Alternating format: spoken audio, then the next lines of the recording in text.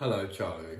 I was thinking recently about a couple jokes that I got told when I was a lot younger, and I've got two jokes for you. The first one I was told when I was really quite small, and this is generally the first joke I was ever told when I could remember things. So basically, there's two sharks at the bottom of the sea, and one of them swims off for a little bit, and he runs into a squid, and the squid is in a level of discomfort, and he's like, my belly's hurting so much. And the shark goes, I can help you out here. I can definitely help you out. And the squid is like, yeah? And he's like, yeah, I'll definitely help you out. He's like, jump on my back. I'll take you through the sea and I'll sort you out here. So the squid gets onto the shark's back. He swims through the sea, assuring this squid that he's going to get in some help. And at one point, he runs into another shark. And the first shark hands the squid over and he says, here you go, mate, there's that 6 quid over. Bang, done, banger. Okay, so the second joke I've got, this was when I was a few years older. I think the first one I was told when I was like 5 or 6. And the second joke I was told when I was probably like 13 or 14. So, basically there's a group of primary school children. I think they're about 6 or 7, so they're probably like year 2. And the teacher on a Thursday says, okay, everyone needs to go home and they need to come up with a story from their family which has some kind of like moral or message or something.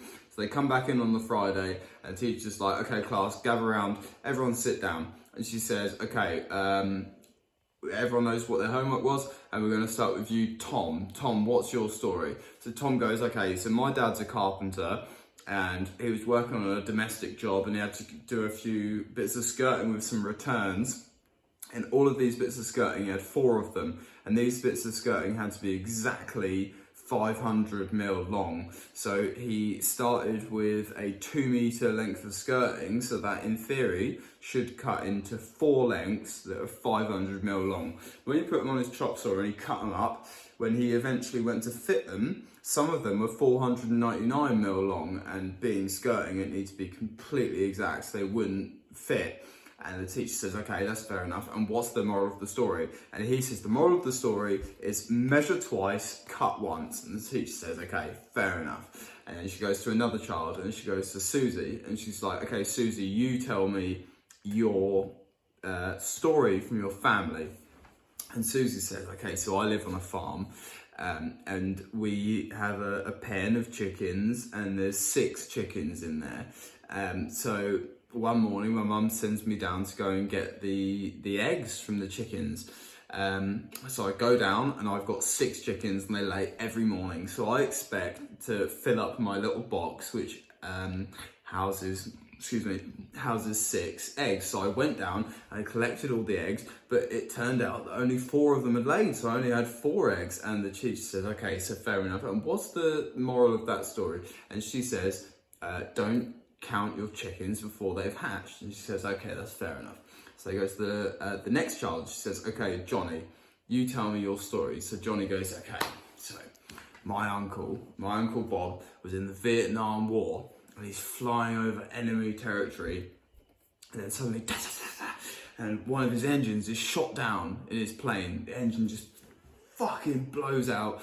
So Uncle Bob knows his plane is going to go down. So he decides to jettison from the plane. So he jumps out and he grabs his parachute. And he jumps out and the parachute goes down, open, and he knows he's going over enemy territory. So all that Uncle Bob had on him, he had a bottle of vodka, he had a rifle with a certain amount of rounds, and a machete. So as he's falling down to the ground, he drinks the bottle of vodka because he knows that's going to smash when he gets to the ground.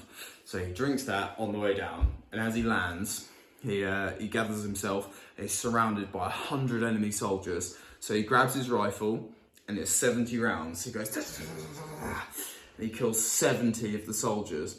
And then after the rifle runs out of rounds, he throws it down and he takes his machete, he kills another 20 of the soldiers.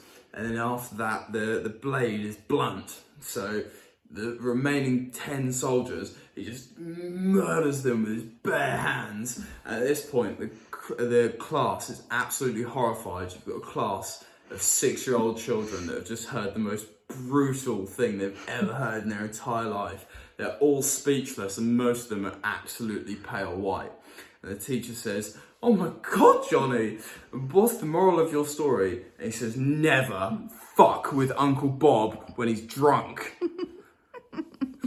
And that's about all I have for you, Charlie. So until next time, I'll speak to you soon, brother. Take care of yourself. And I'll speak to you soon, I hope.